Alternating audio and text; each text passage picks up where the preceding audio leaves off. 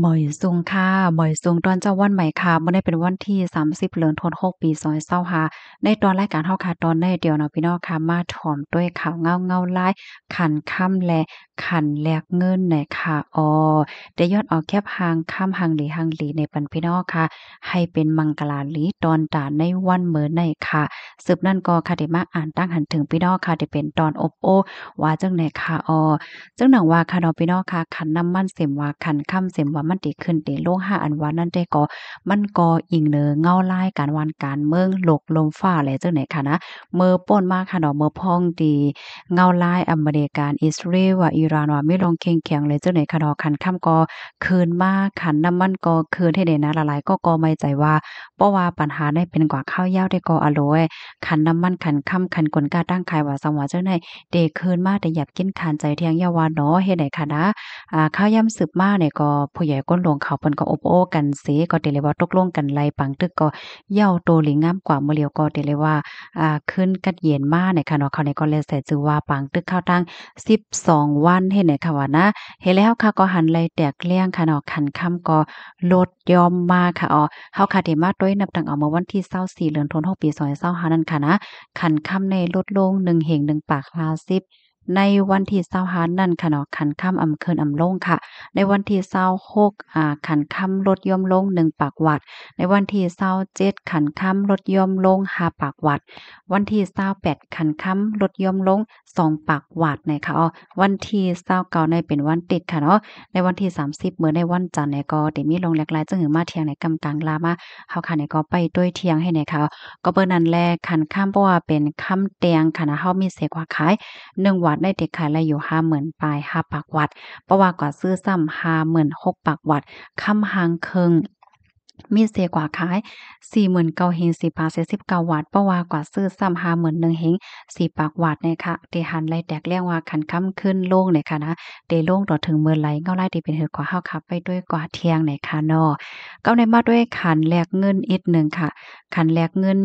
ตีเมืองเฮาค่ะเนาะเงินมานเงินไทยจังไหนค่ะแลเนาะ เพราะว่าไทยแลกมานค่ะนะ100,000ได้ได้แลปันเงินไทยอยู่7ปาก30และจังได๋ค่ะเนาะ7ปาก30ถึง7ปาก50ค่ะก้อยก็ว่ามันสิมีเหมือนจังว่ารับที่ออนไลน์รับที่เฮิรนห้าสังหาและจังได๋ค่ะเพราะว่าเอาเงินมานแลกไทยค่ะเนาะ100,000ก็ได้แลเงินไทยอยู่มา7ปากหวาดเจิ้อในเนี่ยค่ะนี่ก็เป็นคันแลกเงินเฮ็ดให้ค่ะเนาะคันแลกเงินแต่ก็บ่ไปเปิงแรงค่ะเนาะบ่เหลียวในเหมือนห่างไคนิ่มไว้อยู่ว่าเฮ็ดจั่งใดค่ะ อ่อนตั้งดีค่ะที่มาอ่านตั้งหันถึงพี่น้องค่ะในค่ะมีร้อนม่อนความอันหนึ่งเนี่ยค่ะเนาะขย้อนมาฝากตอนปันพี่น้องค่ะหนังหือป้อเตมีแห้งใจกันกว่านะคะเนาะเปนซำว่าเฮาคาเตเกิดมาในนาหอต่อเฮิรนตีทุกข่ายอย่าเพิดกินใจก่อเหย้าในน่ะเนาะเฮาคาอย่าไปกว่าขี้เล็กเด็กเตียงเปิ้นอย่าไปกว่าเป้กินเปิ้นนะคะเนาะก้นเฮาคาในที่เฮาคาเกิดเป็นก้นมาเสเฮาย่าป้อแม่หลีมีนาเฮิรนตีหลีอยู่เหย้านั่นนี่เพราะว่าเฮาคาโคโตเฮาคาสิ คัดใจเฮ็ดหลีกว่าในจัดปาในติลีเยาหลีเที่ยงในค่ะว่าก้อยกะว่าสอนเจ้าหนาว่าเจ้าเก่าเกิดมาจากในกรรมลีอยู่ยาวก้อยหนาว่าซ้ำคิดเด็กๆติงไปกินเปิ้นเนี่ยจึงมันก็ติเฮ็ดให้เจ้าเก่าได้มีบทเว้นกรรมกึกนึกกึกโตกว่าเนี่ยค่ะกอบนั้นแลเฮาค่ะเกิดเป็นคนมาอำว่าติผ่านติมีก็ถูกลีแลกว่าขี้เด็กเด็กเต็งไปกินเปิ้นนะคะกำในมาเที่ยงตอนหนึ่งค่ะเป็นสำหรับเพราะว่าจัดปานเฮาค่ะนั่นเตตุกค่าต่านเฮอก็เหย้าก้อยกาเฮาค่ะอย่าไปกว่าปันโอปัดโอเลเปิ้นไหนเนาะอย่าไปกว่าปันตั้งเลิศไม้เปิ้นอย่าไปกว่าลักกว่าเรียนกินเปิ้นไหนว่าย่อก็เที่ยงอันหนึ่งเนี่ยค่ะเนาะดังหือเพราะว่าจัดปานเฮาคาเตลีขึ้นกว่านั้นก็อย่าไปกว่าเหยียบไผอย่าไปกว่าเฮ็ดตีไผจังเนี่ยเนาะมันจังหนังมังก็ได้ เพราะว่าหันเปิ้นเลยลีเลอโตเก่าในก็เตรียมป้อนนาโลเซใครเฮ็ดที่เปิ้นน่ะเฮอเจ้าเก่าได้เตลีบ้าแหละจังไหนคะเนาะอันนี้ก็อย่าไปเฮ็ดนะคะเหี่ยวแลอย่าไปใจเรียกว่าเจ้าเก่าได้เกิดมาตีตีวานไหลตีทุกข่ายอย่าเพิดเกี้ยนใจตานเฮอก็เพราะว่าเจ้าเก่าขี้เน็กเด็กเต็งเปิ้นย่าเก้าจัดปานเปิ้นเฮ็ดหายเปิ้นเฮคัดใจกว่าตาเสกูมือกูย่ามกูข้าวย่ามเนี่ยจึงเจ้าเก่าก็ได้ขึ้นเหยียไม่สูงแล มีตั้งซื่อใจยอกอ มี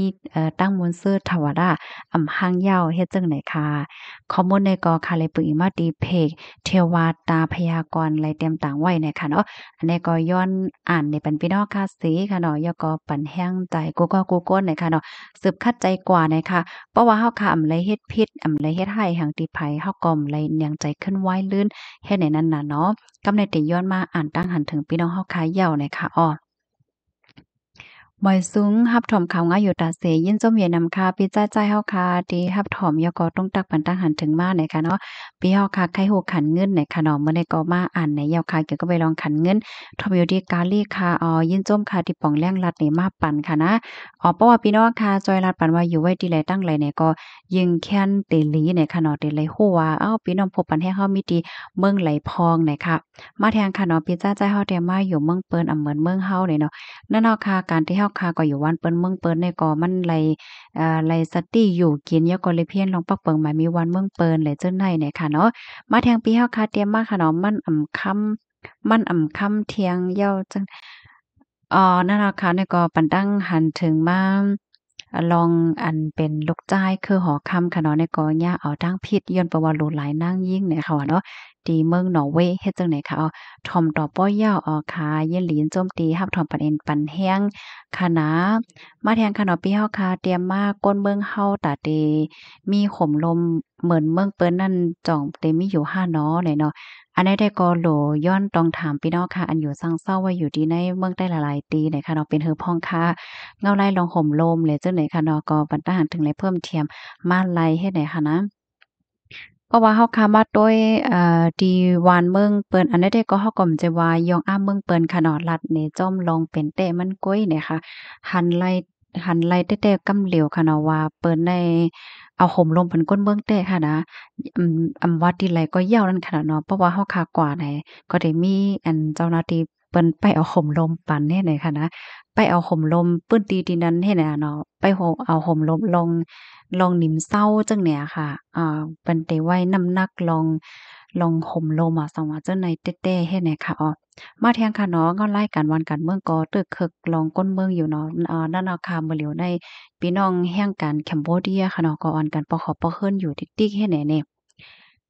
ครับถอมปันแห้งอยู่ค่ะค่ะยินส้มค่ะปีฮอกค่ะที่อันต้องตักมาในขณะปันเอ็นปันแห้งมาเลยจังไหนคะนะถอมไว้อยู่ค่ะค่ะยก็ยินหลีหมจ้อมรับตอนพี่น้องค่ะที่อันมาแอวแหลมาปันเอ็นปันแห้งข้าวใส่หมอหอมอันมาใหม่ๆค่ะเนาะตึกเข้ามาเนี่ยก็ยินหลีหมจ้อมรับตอนค่ะก็ยินส้มพี่น้องค่ะที่ปันเอ็นปันแห้งข้าวใส่หมอหอมมาปียาวข้าวหึงเนี่ยค่ะเนาะ มาเนี่ยค่ะนั่งถ้วยถกแม่นแต่ค่ะเนี่ยเนาะเนี่ยก็บรรดาหันถึงมาตีลองลูกอ่อนเนี่ยค่ะนะการลูกอ่อนเนี่ยก็ลำลองได้เด้ค่ะเนาะเพราะว่าเขาไล่รับซึ่งคือมือเขาก็เล็กก็ใหญ่มากเนี่ยมันก็ได้มีพ่อนปางมือก็ใหญ่มากให้แหน่เนาะค่ะยินเจ้าแม่นำถึงกูก็กูก้นค่ะย้อนสู้ปันให้พี่น้องค่ะอยู่ได้กินหวานก็หลอดเพกันค่ะนะปึ้นดีที่พี่น้องค่ะอยู่จ่องน้ำทมค่ะย้อนถามพองค่ะ ก็สติอินขนาดแต่พอถึงวันที่1ที่2เจ้าในเตจังมีฝนตกนำทมนำนองไหลเฮ็ดไหนคะย้อนให้อยู่ลีรอดเพกันโกก็คามอยสูงค่ะ